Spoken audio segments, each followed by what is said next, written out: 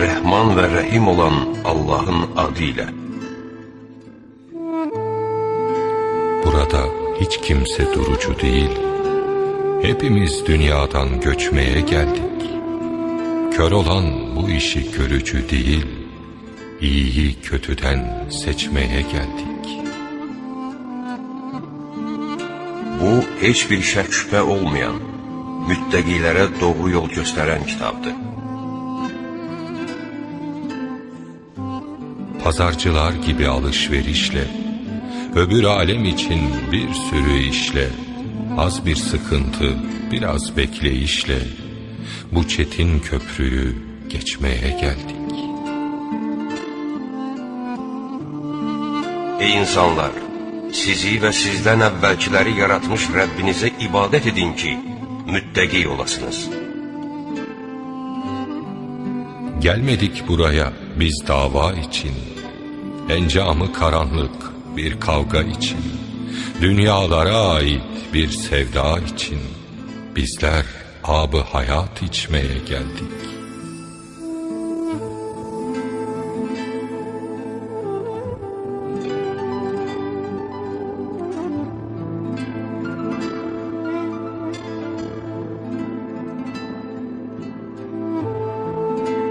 Kehf ashabı gibi mağaralarda, o en kutlu ile mübarek garda, henüz ölüp gömülmeden mezarda, bitmeyen çileyi çekmeye geldik.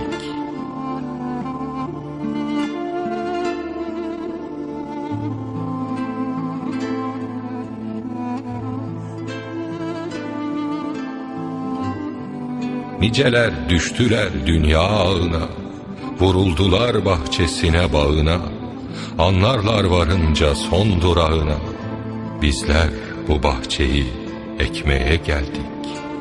Bizler bu bahçeyi ekmeye geldik.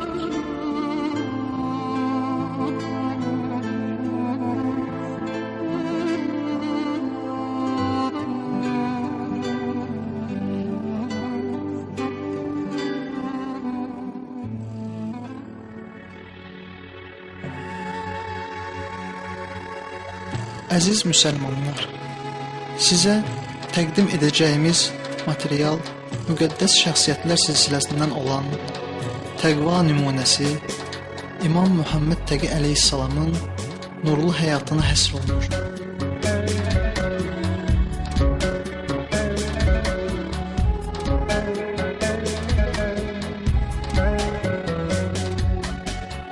Mövzularla sizi tanış edirik.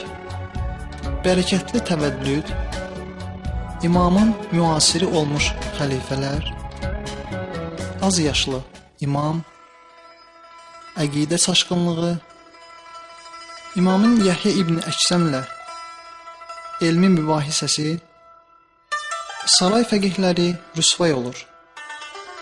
Alimlərin nəzərində imamın şəxsiyyəti, hilə əsasında qurulmuş nigah, İblisin məqsədləri, İmam Muhammed Təqinin elmi məktəbi, İmamın şəhadəti. Təqva nümunəsi İmam Muhammed Təqi, Allahın salamı olsun ona. 9-cu İmam Həzrəti Muhammed İbni Əli əleyhissalam Hicri 195-ci ildə Ramazan ayında Mədinə şəhərində anadan olmuşdu. İmamın künyəsi Əbu Cəfər, məşhur ləqəbləri Təqi və Cavad olmuşdu.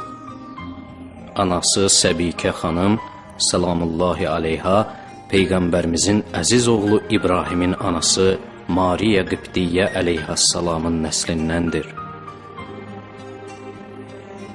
Bu xanım əxlaqi dəyərlər baxımından yüksək mərtəbədə durur və öz dövrünün qadınlarının ən fəzilətlisi hesab olunurdu.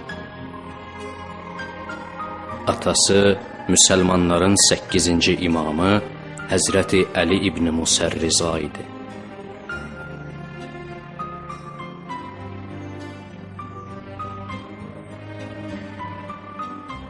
İmam Muhammed Təqi əleyhissalamın imamət dövrü iki Abbasi xəlifəsi Abdullah Məmun və Möhtəsimin zamanına təsadüf edir. Adı çəkilən xəlifələrin hər ikisi o həzrəti məcburi şəkildə Mədinədən Bağdada gətizdirmiş və Məmunun İmam Rıza əleyhissalam barədə icra etdiyi siyasəti davam etdirərək onu paytaxtda saxlamaqla nəzarət altına alırlar.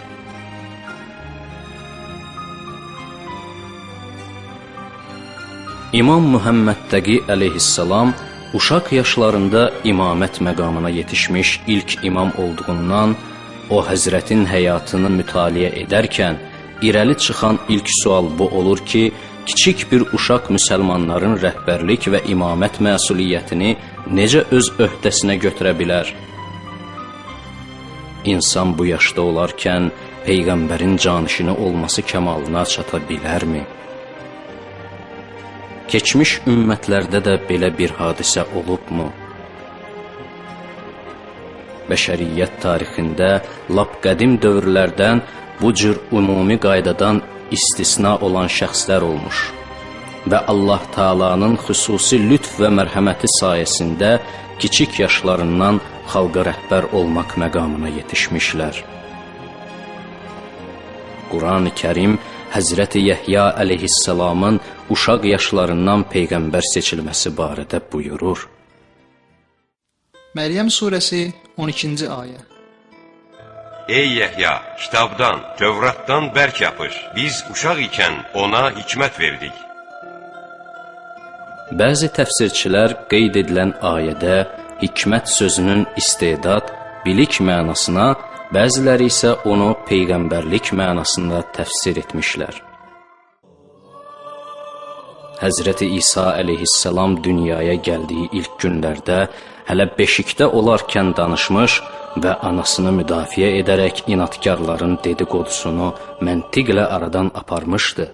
Halbuki bu cür danışmaq, özü də belə bir məfhumla malik söz demək yalnız böyüklərin əlindən gələ bilər.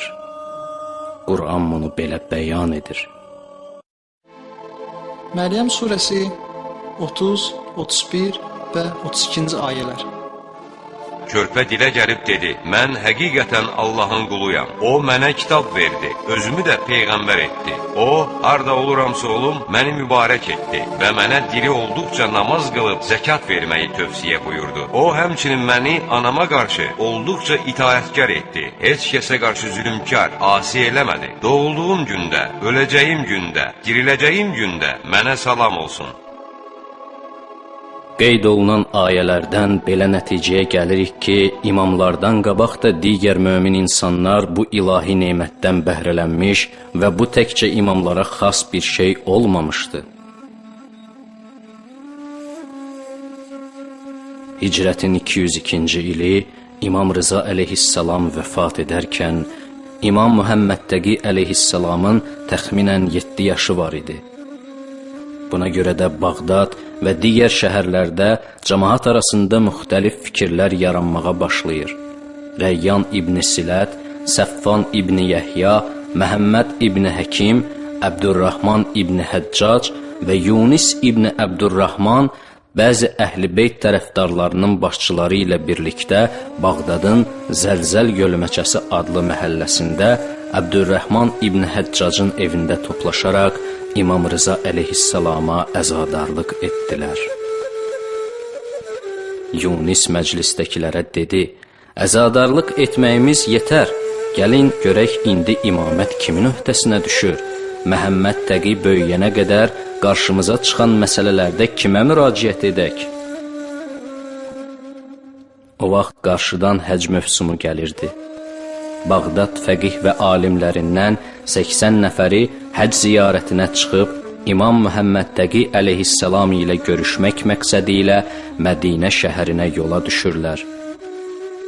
Mədinəyə çatdıqda, vaxtı ilə İmam Sadiq əleyhissalamın yaşadığı evə gedirlər. Bu vaxt İmam Muhammed Təqi əleyhissalamın əmisi Abdullah İbn Musa içəri girib yuxarı başda oturur. Bir nəfər ayağa qalxıb deyir, Abdullah İbni Musa Peyğəmbər övladıdır. Kimin sualı varsa soruşsun. Bir neçə nəfər ona suallar verir. O isə onlara düzgün cavab verə bilmədiyi üçün Əhl-i Beytin tərəfdarları narahat olur və fəqihlər nigaran halda ayağa qalxaraq deyirlər: Əgər Məhəmməd Təqi bizim suallarımızın cavabını bilsəydi, əmisi Abdullah İbni Musa bura gəlib bizə səhv cavablar verməzdi. Bu vaxt məclisin yuxarı başındakı qapı açılır və Müvəffəq adlı bir xadim içəri girib deyir: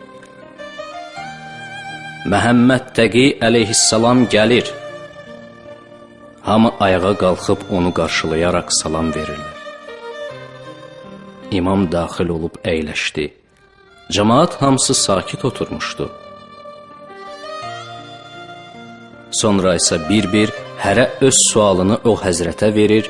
İmam əleyhissalam onlara qəti və qane-edici cavablar verdikdə, onlar sevinib o həzrətə dua etdilər. Beləliklə, İmam Məhəmməd Təqi əleyhissalamla olmuş bu cür görüş, bəhs və müzakirələr Əhl-i Beyt tərəfdarlarına o həzrətin imam olduğuna dair arxayınlıq gətirərək, onların fikrindəki şək şübhələri aradan qaldırır. Xəlifə Məmun Tuz şəhərindən Bağdada köçdükdən sonra İmam Məhəmməd Təqi əleyhissalama bir məktub yazıb onu Bağdada dəvət edir. Bu dəvət də İmam Rıza əleyhissalamın Tuz şəhərinə dəvət olunması kimi zahirdə könüllü, həqiqətdə isə məcburi bir səfər olmuşdu. İmam Məhəmməd Təqi əleyhissalam Məmunun dəvətini qəbul edib Bağdada gedir. Bir neçə gündən sonra Məmun onu öz sarayına dəvət edərək, ona qızı Ümmül Fəzllə evlənmək təklifini edir. İmam bu təklifin qarşısında sükut edir. Məmun da sükutu razılıq əlaməti sayıb tədarük fikrinə düşür. Bəni Abbas sülaləsinin nümayəndələri bir yerə toplaşaraq Məmuna öz etirazlarını bildirib dedilər: Əli ibn Musərrizanın vəfat etdiyi və hakimiyyətin Bəni Abbasın əlində olduğu bir halda hakimiyyəti yenə də Əlinin övladlarına vermək istəyirsən, biz bu işə yol verə bilmərik. Məmun soruşdu: Bəs sizin fikriniz nədir? Onlar dedilər: O uşaqdır və hələ elm və bilikdən xəbəri yoxdur. Məmun dedi: Siz bu ailəni yaxşı tanımırsınız. Onların kiçiyi də, böyüyü də tükənməz elm sahibidir. Əgər mən deyənə razı deyilsinizsə, onda onu yoxlayın. Qəbul etdiyiniz bir alimi gətirib onunla bəhs etdirin. Onda mənim dediklərimə inanarsınız. Abbasilər alimlərin arasında öz elmi ilə aləmə səs salmış Yəhya İbni Əksəmi seçirlər. Məmun imamın elm və bilik səviyyəsini yoxlamaq üçün bir məclis təşkil edir. Həmin məclisdə Yəhya İbni Əksəm üzünü Məmuna tutub deyir: İcazə verirsiniz bu gəncə bir sual verim? Məmun deyir: Onun özündən icazə al. Yəhya imamdan icazə istədikdə o həzrət buyurdu: Nə istəyirsən soruş. Yəhya deyir: Həc mövsümü zamanı ehram bağlayıb heyvan ovlamış şəxsin hökmü nədir? İmam buyurdu: Həmin şəxs o heyvanı hərəmdən kənarda ovlamışdır, yoxsa hərəm daxilində? Ehram bağlamış şəxs ehram haqqında heyvan ovlanmasının haram olduğunu bilib, yoxsa yox? Heyvanı bilərəkdən ovlamışdı, yoxsa bilmədən? Heyvanı ovlayan şəxsin özü azad insan olub, yoxsa qul? Uşaq olmuşdur, yoxsa böyük? Birinci dəfədir bu cür iş görür, yoxsa bir neçə dəfə bundan qabaq da belə iş görüb? Ovladığı heyvan quşlar cinsinə aiddir, yoxsa quş deyil? Böyük heyvan olub, yoxsa kiçik? Gördüyü bu işdən peşman olub, yoxsa yox? Heyvanı necə ovlayıb? Heyvanı gecə ovlayıb, yoxsa gündüz? Bağladığı ehram ümrə həccinin olub, yoxsa təməttü həccinin? Bütün məclisdəkilər Yəhya ibn Əksəmin imamın qarşısında aciz olduğunu açıq-aşkar hiss edirdilər. Bu vaxt məmun dedi: "Şükür olsun Allaha ki, mənim fikirləşdiyim düz çıxdı." Sonra isə üzünü öz qohum-əqrabasına tutub dedi: "Qəbul etmədiyiniz həqiqəti indi anladınızmı?" Sonra məmun üzünü imama tutub deyir: "Yaxşı olar qeyd etdiyiniz müxtəlif halların hökmlərini bəyan edəsiniz, biz də öyrənək." İmam buyurdu: "Əgər ehram bağlamış şəxs hərəmdən kənarda heyvan ovlayarsa və ovladığı heyvan böyük quşlardan olarsa, bir qoyun kəffarə verməlidir. Yox, əgər hərəmin daxilində ovlamışdısa, kəffarəsi 2 bərabəridir. Əgər hərəmdən kənarda quşun balasını öldürmüşdüsə, süddən təzəcə ayrılmış bir quzu kəffarə verməlidir. Əgər həmin quş balasını hərəmin daxilində öldürmüşsə, onda həm süddən təzəcə ayrılmış bir quzu, həm də həmin heyvanın pulunu kəffarə verməlidir. Əgər ovladığı çöl heyvanlarındandırsa, bunun müxtəlif halları ola bilər. Vəhşi ulağı öldürmüşsə, bir inək, dəvə quşu öldürmüşsə, bir dəvə, ceyran öldürmüşsə, bir qoyun kəffarə verməlidir. Ancaq bu şərtlə ki, bunları hərəmdən kənarda öldürmüş olsun. Əgər bunları hərəm daxilində öldürərsə, onda qeyd etdiklərimizin 2 bərabərini kəffarə verməlidir. Ehram bağlamış şəxs elə bir iş görə ki, kəffarə ünvanında qurbanlıq ona vacib ola, əgər bu vaxt o təməttü həccindədirsə, qurbanı Minada, ümrə həccindədirsə, qurbanı Məkkənin özündə kəsməlidir. Ehram halında heyvan ovlamağın haram olmasını bilənlə bilməyənin heç bir fərqi yoxdur. Ancaq bilərəkdən öldürmüşsə, kəffarədən əlavə günah da etmişdi. Bilmədən öldürmüşsə, günahı yoxdur və sadəcə kəffarəsi var. Ehram halında heyvan ovlamış şəxs azaddırsa, kəffarəsi öz boynuna. Əgər quldursa, sahibinin boynunadır. Əgər ovlayan uşaqdırsa, ona heç bir kəffarə düşmür. Böyükdürsə, kəffarəsini özü verməlidir. Bu işdən peşman olan şəxsə axirətdə əzabı yoxdur. Ancaq işindən peşman olmayana isə bu işinə görə axirət əzabı var.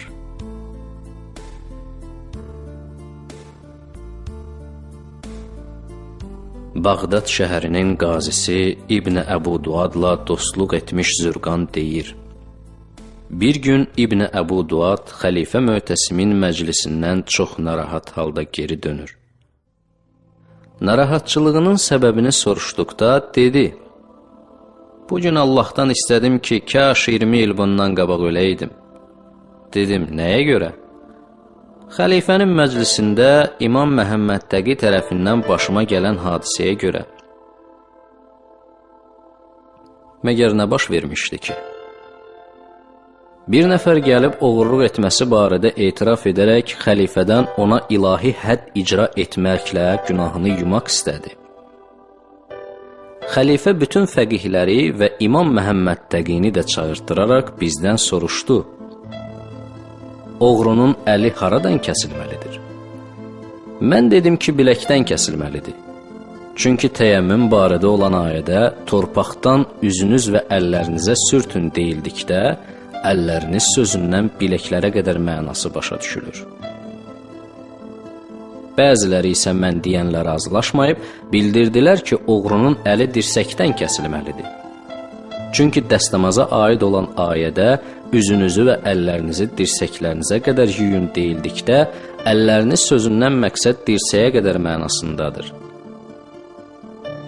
Sonra xəlifə Möhtəsim üzünü İmam Məhəmməd Təqiyyə tutub dedi: "Bu barədə sizin fikriniz nədir?" İmam əleyhissalam dedi: "Bunlar hamısı səhv deyirlər. Çünki oğrunun yalnız barmaqları kəsilməlidir. Peyğəmbər Allahın salamı ona və əhl-i beytinə olsun buyurmuşdu ki, səcdə bədənin 7 üzvü vasitəsilə yerinə yetirilir.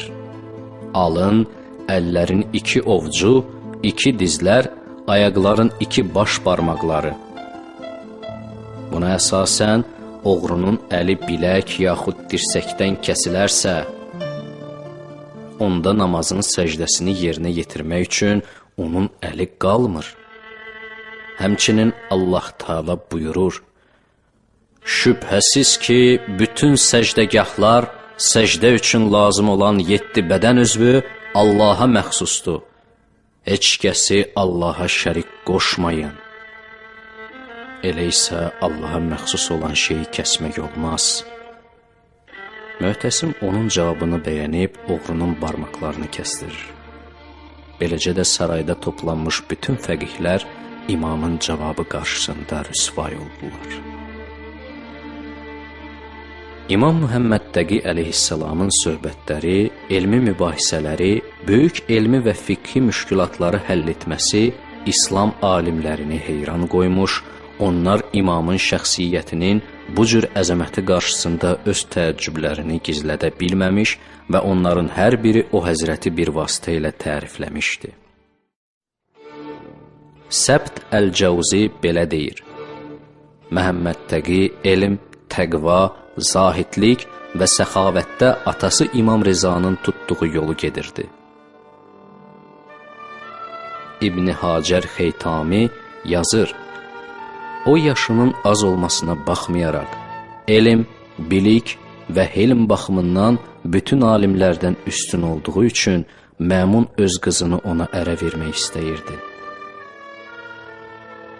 Şeyx Müfid və Fəttah Nişaburi imamı bu cür yad etmişlər. Məmun onun vurğunu olmuşdu.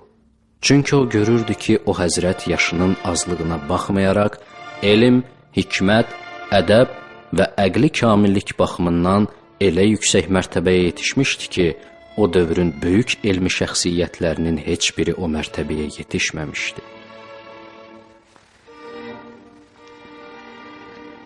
Məmun İmam Rıza əleyhissalamı gizli şəkildə zəhər içizdirərək şəhid etmiş və çalışırdı ki, cəmaat onun bu cinayətindən xəbər tutmasın. Öz cinayətinin üstünü örtmək məqsədi ilə əzadarlıq edib, özünü narahat qələmə verirdi. Ancaq bu qədər səylərə baxmayaraq, nəhayət bütün əhl-i beyt tərəfdarlarına məlum olur ki, imamın qatili məhz Məmundur. Hakimiyyətini əhl-i beyt tərəfdarları tərəfindən təhlükə qarşısında görən Məmun bu dəfə yeni bir hiləyə əl atır. İmam Muhammed Təqi əleyhissalamla dostluq əlaqəsi bərpa etmiş Məmun qərara gəlir ki, öz qızı Ümmül Fəzli o həzrətə ərə verməklə imamla olan bu qohumluqdan yaxşıca istifadə etsin. İmam Rıza əleyhissalamın şəhadətindən düz 1 il sonra hicrətin 204-cü ili Məmun İmam Muhammed Təqini Mədinədən Bağdada gətizdirir. 215-ci ildə isə o həzrəti öz qızı Ümmül Fəzllə nişanlayır. Bu hadisə İraqın Təkrit şəhərində baş vermişdi. Məmunun israrı nəticəsində həyata keçmiş bu nikah tamamilə siyasi məqsəd daşıyırdı. Məmun öz qızını imamın evinə göndərməklə o həzrətin bütün işlərindən xəbərdar olmaq istəyirdi. Bu nikahla Məmun Əli tərəfdarlarının onun əleyhinə qaldırdıqları qiyamların qarşısını alar və onlarda özünə qarşı məhəbbət yaradar. Məmunun başqa bir məqsədi də avam cəmaatı aldatmaq idi.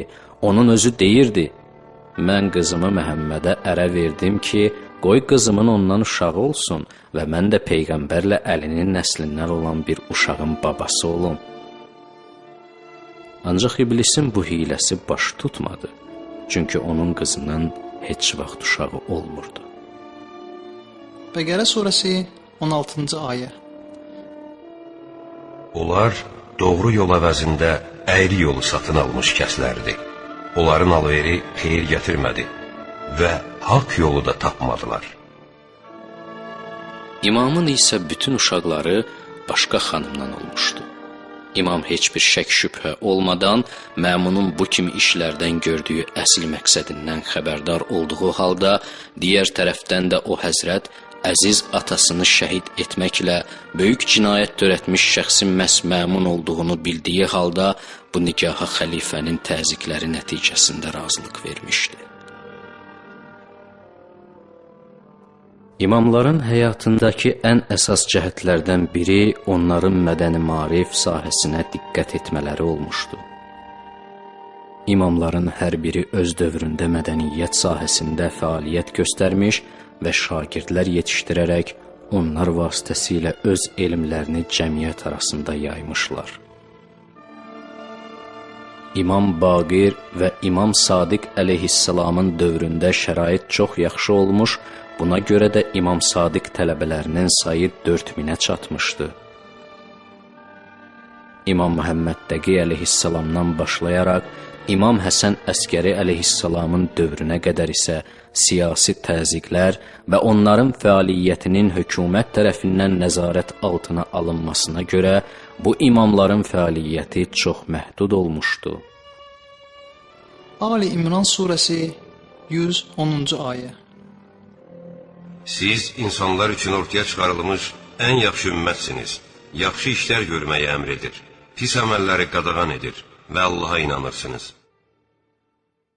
İmam Muhammed Təqinin 110 nəfərə yaxın şagirdi olmuş və o həzrətdən cəmi 250 hədis rəvayət edilmişdi. Çünki o həzrət bir tərəfdən ciddi nəzarət altında yaşamış, digər tərəfdən də tez bir vaxtda şəhid olmuşdu. Eyni zamanda imamı bu azsaylı tələbələrinin arasında Əli ibn Məhziyar, Əhməd ibn Muhammed, Zəkəriyyə ibn Adəm, Məhəmməd ibn İsmail ibn Bəzi, Hüseyin ibn Səid Əhvazi, Əhməd ibn Məhəmməd ibn Xalid Bərqi kimi elm və fiqh sayəsində sayılıb seçilən, özünə məxsus mövqeyi olan şəxslər də olmuşdu. Bunlardan bəziləri çoxlu əsərlər də yazmışlar. İmamın hətta Əhl-i Beyt məzhəbinə aid olmayan tələbələri də olmuşdu. Xətib Bağdadi, Hafiz Əbdüləziz ibn Əxzər, Əbu Bəkir Əhməd ibn Sabit, Əbu İshaq Sələbi bu tələbələrdən olub, imamdan çoxlu hədislər rəvayət etmişlər.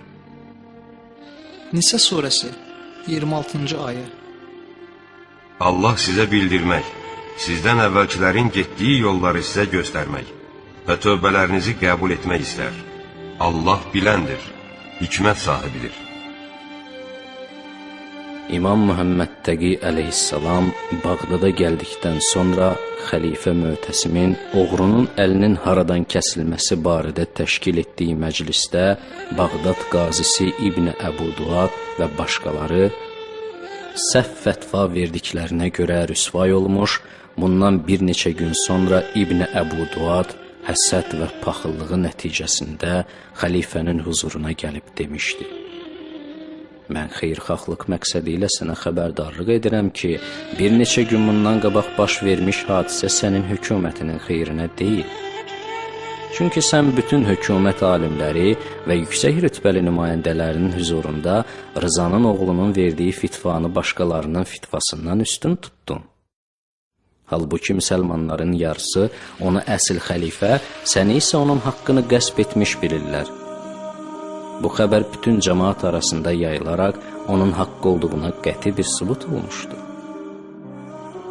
Qəlbində imama qarşı düşmənçilik bəsləyən Mötəsim, onun sözlərindən bərk narahat olaraq imamı öldürmək fikrinə düşdü.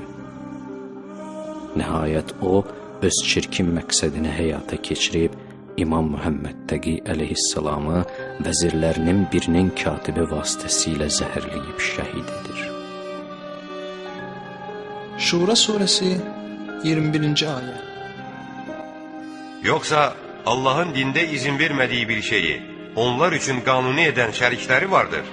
Əgər qəti söz olmasaydı, aralarında hökm artıq icra edilmiş olardı. Şübhəsiz ki, zalimları şiddətli bir əzab gözləyir. İmam şəhid olarkən mübarək ömründən cəmi 25 il və bir neçə ay keçmişdi. Müqəddəs məzarı Bağdadın Qureyş qəbirstanlığında babası Həzrəti İmam Kazım əleyhissalamın məzarının yanında dəfn olunmuşdu. Muhammed surəsi 15-ci ayə. Müttəqilərə vəd olunan cənnətin vəsfi belədir. Orada dadı dəyişməyən sudan irmaqlar, təmi çönməyən süddən çaylar, içənlərə ləzzət verən şərabdan nəhrlər və təmiz baldan irmaqlar vardır. Orada onları hər cür meyvə və Rəbbi tərəfindən bağışlanma gözləyir. Məyər bunlar cəhənnəm odunda əbədi qalıb, bağırsaqları parça-parça edən qaynar su içirdiləcək kəslər kimi ola bilərlərmi? Allahın rəhməti və bərəkəti İmam Muhəmməddəqi və onun təqvalı tərəfdarlarına olsun.